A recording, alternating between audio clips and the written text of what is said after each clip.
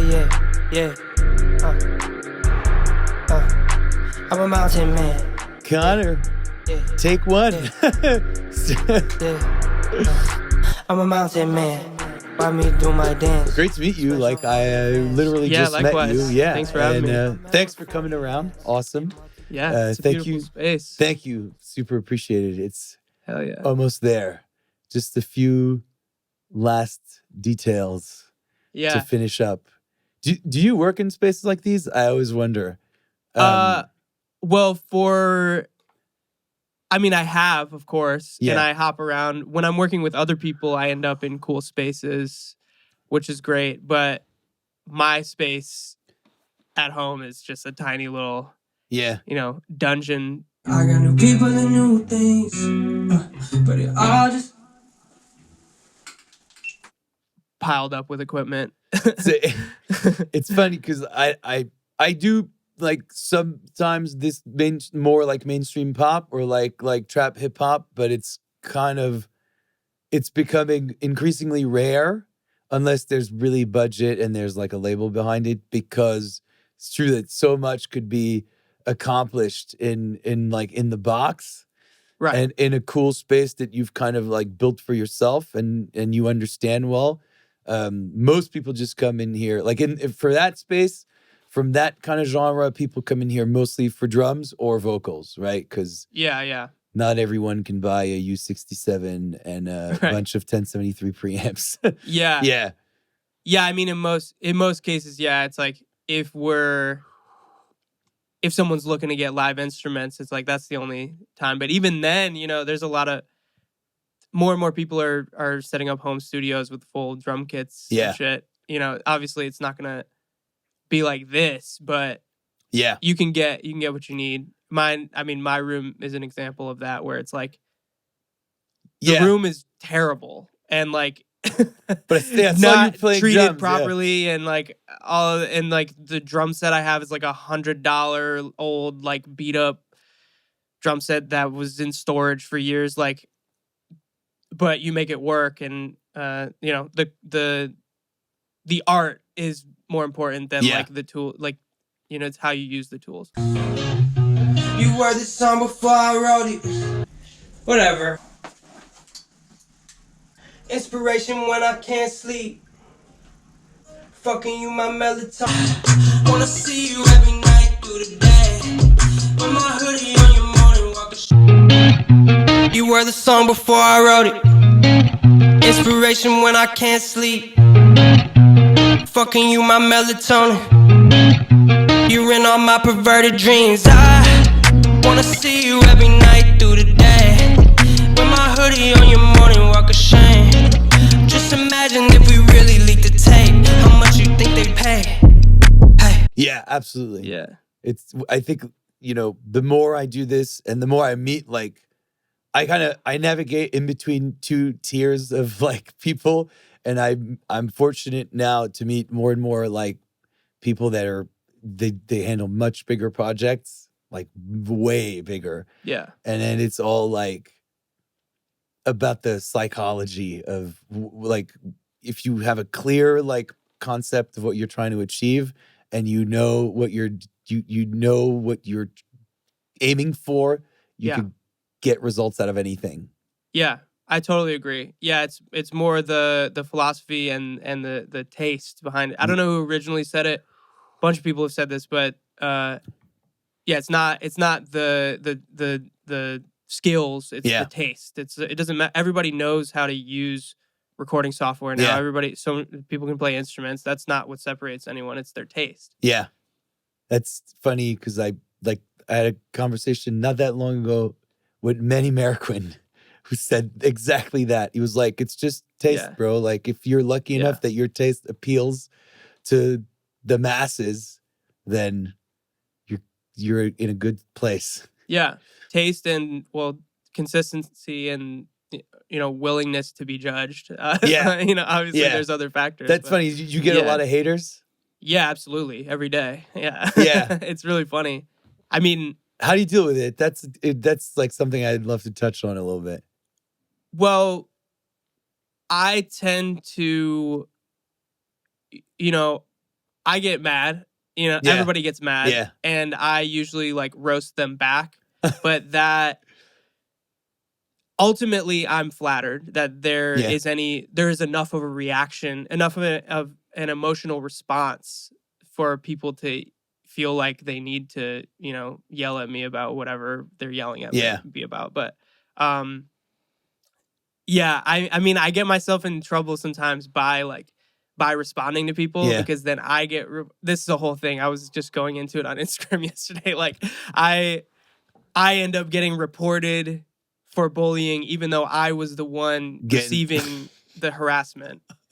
When I respond to them, then they report me. So I just need to I need to stop because now I have strikes on my on my Instagram account for making fun of people who were like harassing me in the comments. So it's a very annoying system. Anyway, I probably shouldn't do it like that, but that's how I handle them. No, it's interesting because first of all, I saw recently that Joe Bonamassa was he's gonna quit social media entirely because someone came after him as he was going on stage. Number one, I think like if you're dumb enough to read it at that point and take it personally in that exact moment, that's like a really, really bad decision. Yeah. And trolls are everywhere. And you know, so I like it's interesting. I have conversations with artists that I work with all the time, and then it's like they kind of break down when there's hateful feedback. Yeah. That's not constructive criticism, and it's kind of like number one, that's most likely that person's probably like not even real. They're not even who they say they are. So there's like it's dumb.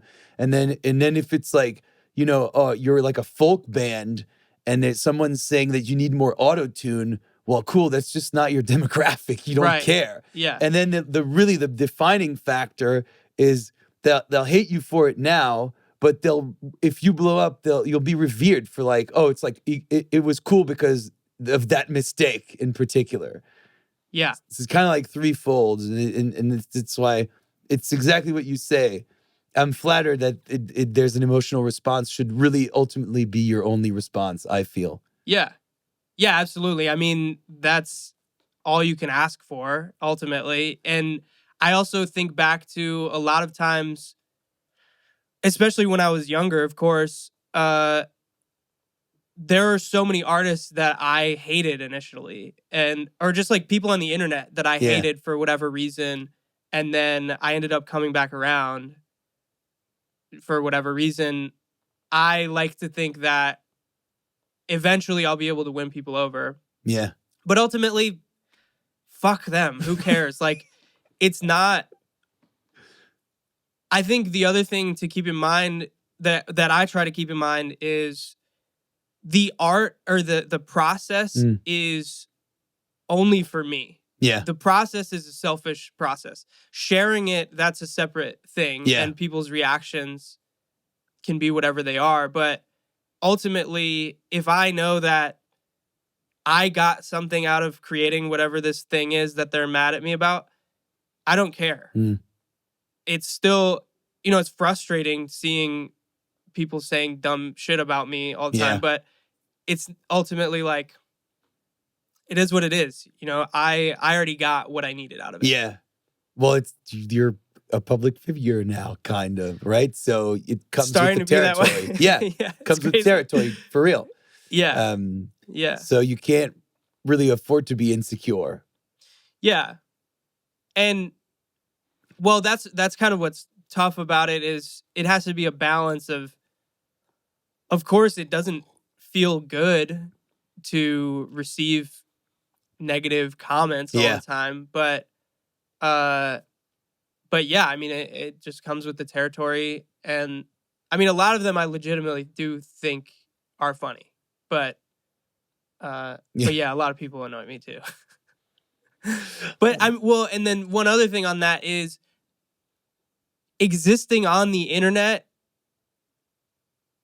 now is the awareness that you almost have to piss people off in order to have any sort of success on the internet. And I'm going in knowing that anything I post, I'm not baiting people. You know, it's still coming from a genuine place. Yeah. I'm not doing clickbait. Yeah. But like, I am aware of the fact that the more people that get mad at me, the more viral this is going to go. Yeah. The only times, I don't want to say the only times, but basically every time I've gone viral, it has been because of the initial like pile up of people being mad at me, like, and then that propelling it. So like it, like obviously it's, if it's going viral and it's like a piece of music, it's not necessarily like, you know, there's probably going to be some people that like it, of course, but the the thing that propels it is usually people being mad. Yeah. That's incredible. That's not common knowledge. I think like that's not the concept that people have for anything that goes viral. Yeah. But it makes total sense. Yeah. Well, and that's why you end up getting people that do bad shit on purpose. Yeah. And like just to make people mad. Yeah. Or they like purposefully, they bait you into a reaction, which is really annoying. Yeah. Yeah. And, you know, I'm not going to say I never bait people. It's just like, it's part of the game. But I'm just trying to make sure that it's coming from a genuine place. Yeah. And if I'm saying something that is going to piss people off or doing something that's going to piss people off, it has to be something that's genuinely like something I really believe in real life that I could actually back up. Yeah.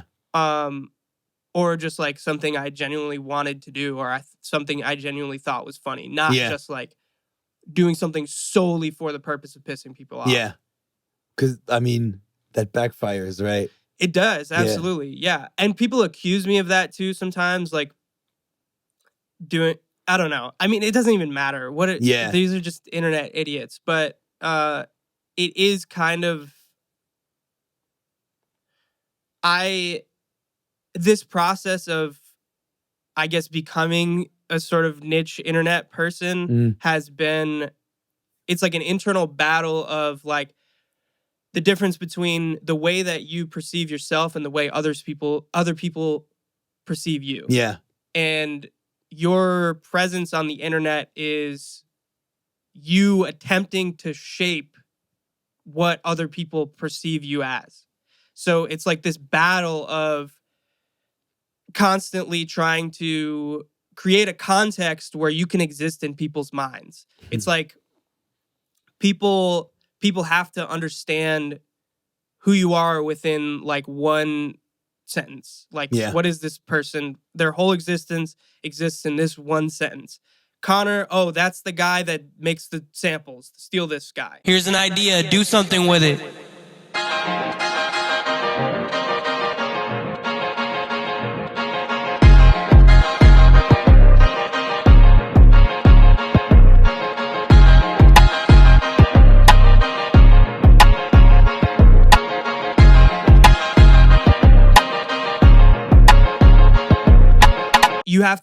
You have to have this like one thing that's like, oh, that's that person, that's their whole existence. But then it becomes this back and forth where I'm realizing I'm the steal this guy. I'm the guy who makes samples. Well, I'm more than the steal this guy. Yeah. I want to fight against that. Then that's my friction against what people perceive me as.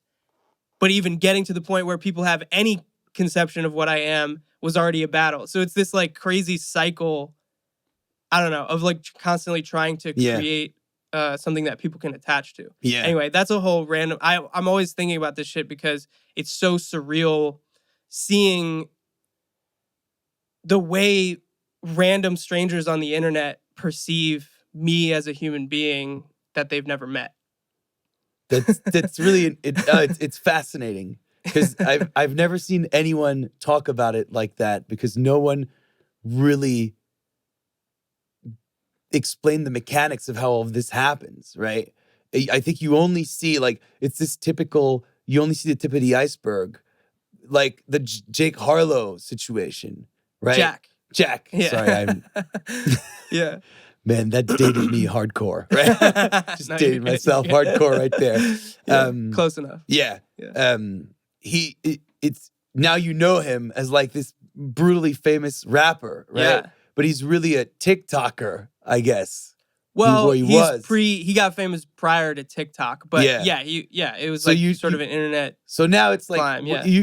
To me at least, right? Because I'm kind of a little too removed from these spaces, right? Yeah. I only know like now that he's like a charting artist. So Right. you've never really get to experience that growth essentially, because ultimately that's where you want all of this to lead, right? Is to become an artist. Yeah. And you I guess you hope to put some of this behind you. And it's really interesting to talk to you. While you're in kind of like you've just gone through this whole trajectory, and then to hear you break down the semantics of how that really unfolds in real life. Yeah. Do you think, like, let me ask you this, like, as you're going through these steps and you're sometimes in part being labeled in that way, do you have like an end game always in mind? And you're like, okay, how's my next move now to go from the steal this guy to getting people to really go, well, actually, now I'm this type of performer with the goal in mind of, I don't know what do you have a particular goal? Like you're trying to get signed by someone, or you're trying to be indie, but really just kind of build tour, be an artist in a traditional sense? Or you're looking to be more of an online entertainer, which could fall under a whole bunch of different umbrellas? I'm a pop star, bitch, but respect on the name. To be a fucking superstar. Yeah. Artist. Yeah. Producing for other artists, but being an artist. Yeah. Major label, probably not, maybe. But it's not a goal per se. The moment I realized the thing about like trying to shape people's perception on the internet of me was when a few years ago, in 2019, I started getting back into being an artist again, and I was releasing music videos. And I knew that obviously it was important to make a bunch of content. Yeah. So I made a bunch of content, but it was me just being funny. I like being funny. I like doing goofy shit. Yeah. But then because of the fact that I was just doing like goofy videos, they were maybe still related to music, but they were just goofy videos. Yeah. People thought I was trying to be a comedian. Yeah. Even though I was trying to use that to point back to the fact that I'm a musician, people were like, oh, he's trying to be a comedian. And I'm flattered that they thought it was funny. Thanks. But that's when I was like, oh, shit. I really need the anchor of all of this, where if somebody only sees me for 2 seconds, they know this is a music person. So that's what started the snowball effect of all of this, where I realized if somebody's only going to see me, if somebody's only going to see me for 2 seconds, I have to communicate that. So, I don't know. I mean, it's becoming more calculated now, I guess, just because I have more experience with it.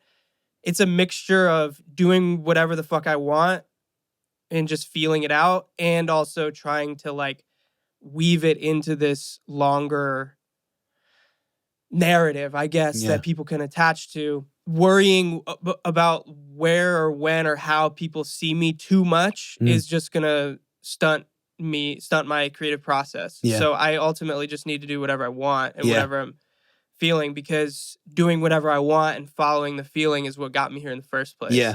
And also it's weird to even say got me here, because it's the other thing that is just the reality is every single milestone feels great for 10 seconds. And then I'm like, okay, what's next? Like, that's great. But like doing the recap video thing yesterday felt great. And I was like, wow, okay, this was a crazy year, but I'm still like, in my head stressing what next year is going to be. Yeah. And I mean, that's just the reality. You know, I've had conversations with people who are way more successful than me, and they agree. It's just like, no matter what level you're at, it's always going to feel like you're kind of up hitting this wall, hitting this glass ceiling that you have to break through, which is, it's disheartening, but it's also like, okay, well, if I can check into how I feel right now and what I can do right now, then that's how I'm going to do it. Or that's how I'm going to break through that, whatever that wall is. At the end of the day, it's entrepreneurship. And that's exactly what you described. Like, you always hit a wall. Yeah. And it's about leaving a comfort zone, or you always arrive to a place where there's no more comfort, I feel. Because when you're an entrepreneur, you feed the fire constantly. And if you stick to one thing and you get in a rut, then it slowly the flame dies. So it's always about finding the ways to reinvent yourself, break the glass ceiling. Yeah. I totally agree with you. You know, there's an example that I like to use. I don't really like the dude, but you can't deny that he changed the way the world works. Is Jeff Bezos. Like, dude could have just stopped with the books. He was worth like 500 million, and he's like, fuck that. Like, I'm just gonna put everything on the line again and own the world. Yeah. It's very similar to an artistic process. They're very close, I feel, in a lot of ways. I love being an entrepreneur almost as much as like I like being a creative musician, right? Just because it's problem solving. Yeah. And I feel like when you're uncomfortable, you grow. And it's always this one step back, two step forward process. Yeah. And it's true, like you watch so many Grammy Award winning people that say, it's not like, cool, you check this box, you have arrived, you won the game. No, it's like, what's next? Having that mentality of what's next. And like the thing that I kind of want to follow up with you also and touch on is the output. It's really, how do you stay focused and how do you get in the zone and stay creative and also just like putting it out? Yeah. Because you were, that's incredible what you did. Like, from my perspective as like a producer, writer, engineer, if I had to do a song a day, I'd have to do a lot of fucking drugs, probably. I'm not gonna lie.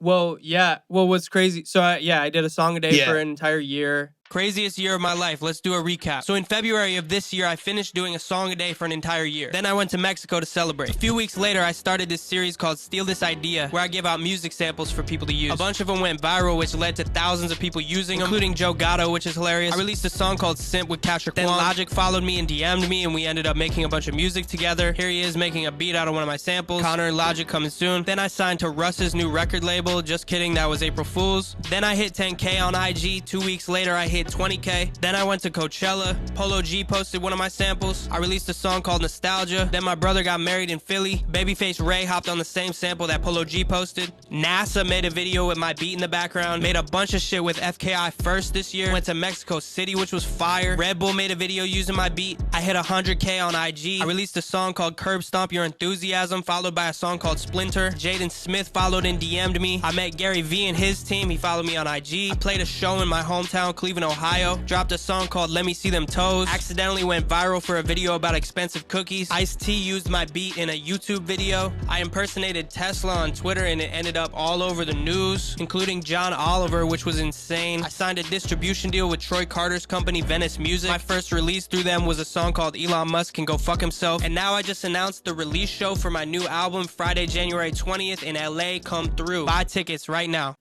What's crazy is there is a guy, Jonathan Mann, who has the world record for Song of Days. He's still going. He's on like 5,000 something. Holy day 5,000. So my day 365 featured him actually. Oh, that's tight. Yeah, we've become friends. But in terms of output and consistency, that I think is, I mean, that's usually the first thing people say to me. Yeah. I come from the background and mindset of being an athlete, honestly. Yeah. I've like run marathons. Yeah. And like my like that's how I look at it too. I'm thinking about it as like marathon training. Yeah. It's like my mom ran a bunch of marathons and shit too. So she would tell me, like, she would basically give me like the ultimatum of like, just show up. Like, it doesn't matter if you suck today. It doesn't matter if you like, I mean, in terms of running, it's like you're training for a marathon. Like, even if you just run like a half mile today, you ran. Like, as long as you fucking show up, that's all that you need to worry about. So yeah, I mean, doing the song a day for a year was definitely the hardest thing, harder than running marathons.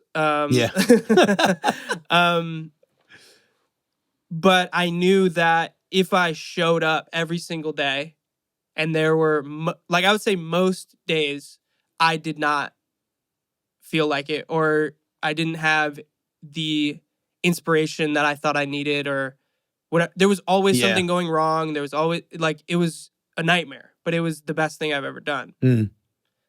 But yeah, I mean, that I just come from that mindset where that's where you get the good shit in life is pushing past the point that you could have ever thought you would have reached. That's fucking inspiring, dude. Like, I have a professional athletic background too.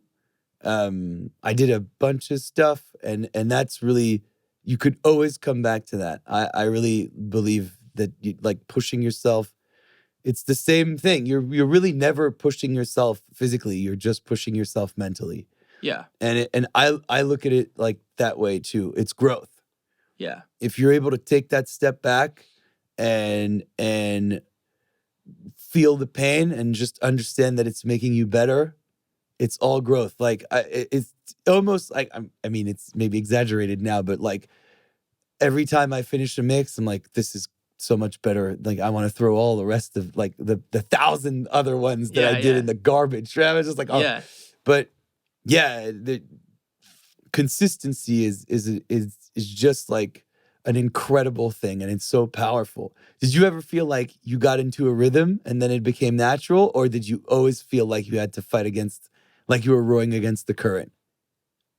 I mean, like anything else, it ebbs and flows. There's moments, there would be days or even a span of a couple days where I felt like I was on fire, like it's just coming easily.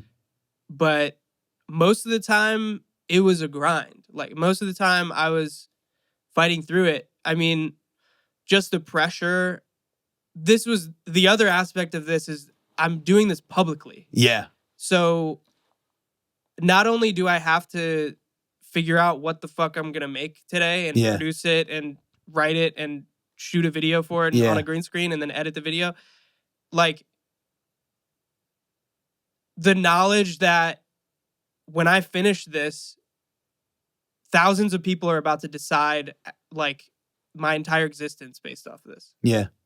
Like, they're going to think whatever they want to think about. I suck, whatever their thoughts are.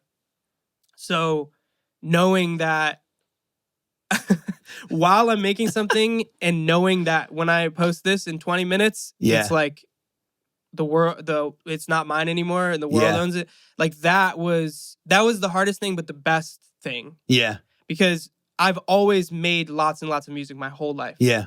But being forced to that extreme level of stakes led me to, like, I didn't want to fuck up, obviously. Like, because otherwise, I could just phone it in. Like, if it's just me listening to it, I'm like, all right, I'm just make something that nobody would ever listen to. But knowing that there's going to be people listening, I'm like, really didn't want to look like an idiot. Yeah. So And I really didn't want to look like I was just doing this for the sake of like getting followers or whatever. It's like, yes, of course, that's an aspect of it. I wanted to grow, but the act of doing a song a day for a whole year, like there are way easier ways to get followers than that. You know, like there's way easier ways. So, I just wanted to come from a genuine place. I mean, authenticity is key always. That's what resonates with anyone. That's how we connect. I feel like you can instantly like feel people that are in something for, you know, ulterior motives. Yeah. So I mean, that's kudos. I tip my hat to you. That's first the amount of work, and then being able to deal with all of the consequences of what it means to just put yourself out there like that. Thank you. How you feel? Did you feel like it's because it's like you fast forward so much, you put so much into 1 year. You feel like it's changed you in some ways, maybe? I think I'm a different person because of it, in a good way. Yeah. So like I said, like I grew up always making music. I was used to putting out music and kind of being like this is the young prodigy, whatever. But there comes a certain point, like when you're an adult, it's like nobody gives a shit. Yeah. Nobody gives a shit if you can play a bunch of, like no one cares. Like you have to make good shit. Yeah. So I think like in college, so I went to Berklee College of Music, and that like being around so many people who are 1,000 times better than me at every instrument and like just musical knowledge and everything, like I think was the best possible thing, but it also made me a lot more self-conscious about everything that I was doing. So there were years where I almost looked back on the days of like my high school and whatever, where I was just freely releasing music, and I thought that was like, okay, this is my like prime almost, which is stupid. But I would look back on that, I'm like, damn, why can't I like think like that anymore? And I kind of like almost gave up on being an artist, and I was still producing and I was still making stuff, mostly just producing for other people. And I came to LA and was just like, let me figure out how to survive as a producer, and I'll figure out the artist shit later. And I did, but I realized there was still this hole, because no matter how many sessions I got, or if I got in with somebody that was really cool or whatever, somebody I looked up to, like knowing that I wanted to make my own music, like just knowing that in the back of my head the entire time, like I was just, it was killing me. So so anyway, that's the long-winded answer of like forcing myself into doing the song a day got me back into the mindset of just like letting go and being the artist that I want to be, and not allowing anyone or like my perception of what people want from me or like, I don't know. I think the other thing, well, going back to people's perception of me, the other thing that a lot of people don't realize is prior to the song a day thing, like most people in LA that I had worked with, like even people that I had done a bunch of music with, like didn't even know that I was an artist. They didn't know that I could write. I mean, I was co-writing with people, but like they didn't know that I was an artist, like who can like write songs. Like it was so it was a very different, I was just like some LA producer guy. Trying to be an LA producer guy. Like I wasn't like successful at that. It was like, you know, I was around doing stuff, but as soon as I did the song a day thing, or as soon as I was doing that, even like a month in or a couple weeks into it, even people immediately started changing the way, like I noticed the way that people were interacting with me was different. Music people were treating me differently. Like, everything changed. And that opened up everything for me, obviously career-wise, but also just for me mentally being like, oh, wait, I did this by, like, fucking around and posting videos online. Yeah. Like, that's crazy. So I can just continue to do whatever I want. You just essentially be yourself. Yeah, I can be myself. Yeah. I think I was afraid to, and there's just so many different, like you were saying earlier before we came in here, like some of my stuff is really comedic and some of my stuff is really serious. Yeah. And like, I'm kind of all over the place. That's just who I am as a person. Yeah. And I was afraid to be all of those multiple things. Yeah. But once I stopped giving a shit, it like really started to open up. That's great. Like I totally believe that too. We all have a tendency to pigeonhole or think we need to pigeonhole ourselves, right? Like, or like become a master at one thing. And that's not how I feel. I think I actually became a producer and an engineer because I was like, I was in a signed band and I'm like, holy shit, I don't want to, like, I have a jazz degree. Like, I want to make R&B music. I don't want to be stuck in Rage Against the Machine until I lose my hair. Like, you know? Yeah. That's so, but the truth is, like, the thing that's interesting and that you showcase and I love about your stuff is that what we were saying, that like we're all multifaceted. That's what makes us interesting, right? And that's what makes us appealing. That's why we have all different types of friends, right? Yeah. Because people love you for different bits and pieces.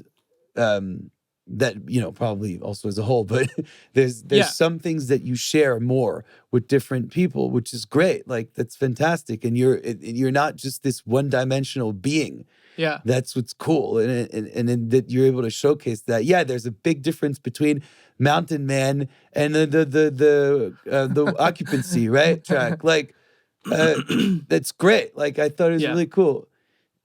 And I want to, like, it's super inspiring to talk to you, and I hope like a lot of people watch this because it's like, first of all, you're a very different, like, I have a totally different impression of you now, just chopping it up here with you than from, like, you know, you're a deep guy, like, and there's a lot of, it's very authentic and real, your process, and all of the work that goes into what you do, and it's super inspiring to see you be that person and also just kind of always pushing through. Thank you. Yeah. Well, I'm curious what was your perception of me prior to meeting me? You can be brutally honest. No, honestly, it's a or really, like, what did you think? Like, what type of person did you feel like I was?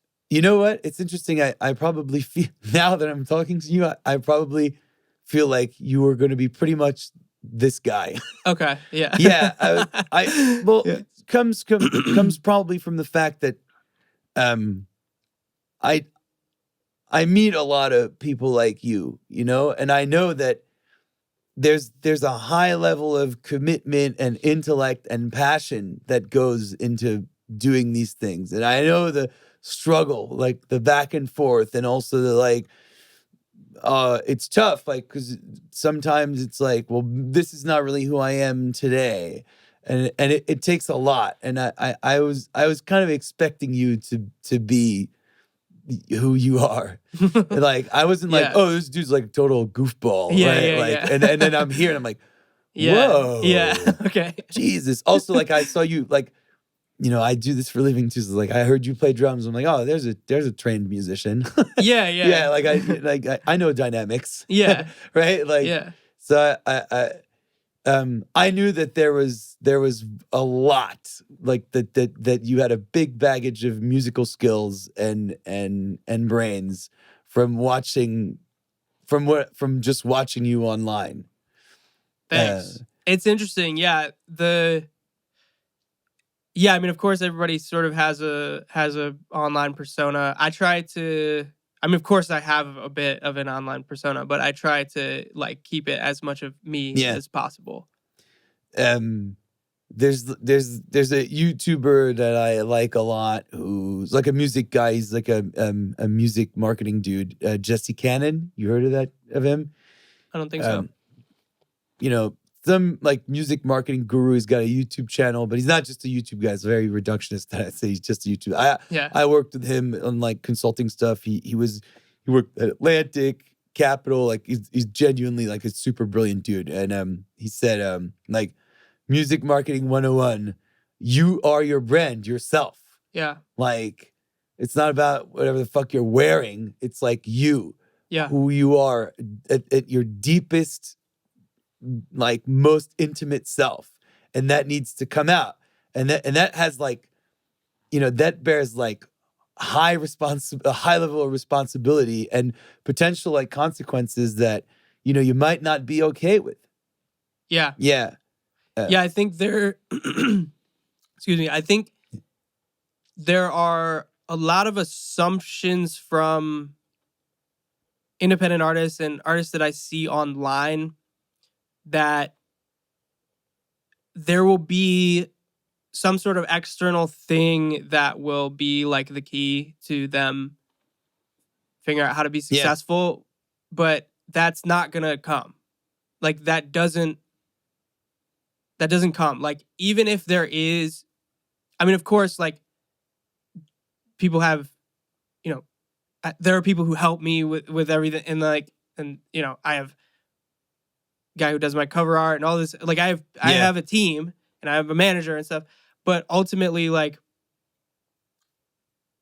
you have to be the one to fucking drive the ship, like fucking steer the ship. Like you are the North Star of it. Like if you don't want it bad enough to like put yourself on the line and like be judged as you as a person, then what are you even doing? Like there's, even if it is like, some people create a character and be that character, at least do that, something. Like if you don't want to just like share all of yourself, like there's like a great example of that is like Oliver Tree. It's like he is fully in character like at all times. Like he doesn't have to give up himself. I'm sure there's pieces of himself in that character, but anyway, I just always see like people feel like, oh, like I need like a social media manager or something to like do this for me. It's like that they're not gonna. Social media managers don't know what the fuck they're doing. Like like people have said that to me. Like before I like really like started to go viral, like people would be like, oh, like you need to get a social media manager. Like what are they gonna do? Fucking like schedule posts for me and like tell me to take a picture in front of a brick wall? Like what the fuck? Like I need to be the one to come up with it. Like you can have like, I mean, I guess I'm being cynical here. Like people have teams of like, there's entire like branding firms that are doing like TikTok campaigns now, but also those same branding firms are spending like $100,000 on a TikTok campaign and then it doesn't work. Yeah. Like I'm not saying that never works. Like I know people who have done extremely successful campaigns like that, but ultimately people need to attach to a real person, a real thing that's like interesting. Yeah. Like you have to be interesting. Yeah. At the end of the day, no, it's true. No, and I totally agree. Like at the end of the day, the ones that work the best are the ones that happen organically. Yeah. And then, I hear that every fucking day. Like every day. And any conversation that you have with anyone that works at a label or whatever, or like, and who's like not an idiot, because sadly the world is full of those, and they make out like they're in every position. Yeah. If you don't believe me, look at our current politics. Yeah, of course. Like, but let's steer clear from these topics. But it's like things need to be genuine. And it's like to bounce off on that, like, to going back to politics, maybe like be be genuine. There's a real need for genuine, authentic people and artists. Absolutely. Don't be fucking Kanye, obviously, right? Yeah. But you know, like, I mean, not this version of him, like, but there's a version of Kanye that like always was very inspiring to Of me course. because the dude like just believed in himself to a level, and that goes back to like what that's the root of what you were saying. Like, no one's gonna believe in you if you don't believe in yourself. In that dude's mind, there was never any doubt that he was gonna be there in the position where he was, like, at the top, you know? Well, and I would say my addition to that would be, everyone says that so much, like, you need to believe in yourself, like, no one's going to believe you if you don't believe in yourself. But I think what is missed from that conversation a lot is your belief in yourself has to be attached to action. Yeah. Like, it doesn't matter. No one cares that I believe in myself. They want to see something entertaining. Like, the way that me believing myself manifests itself is me doing shit by creating things. Like, you need to there's so many people that are just not putting out their music or not putting out their art. Like, you have to actually put some skin in the game. Yeah. If you truly believe in yourself, you can believe in your abilities all you want, but if you want anybody to care, you have to follow it with actions. I agree with that 100%. Like, people who achieve a lot are just great doers, and they accept it's a whole other conversation, right? But they accept failure as a part of the process. Yeah. There's something that I never learned because I have 2 degrees, like I went to school, did all. That this like never working for anyone, always working for myself taught me is like failure is incredible. Like I embrace that now like never before because it just forces you to grow and be better. And the lessons that come from failing actively and understanding how to bounce back and reorient yourself in the right direction that's the most valuable thing that you can get in life, I feel. Yeah. Which is like, if you go to school, you can't fail. Like, it's not geared towards the you know, all of our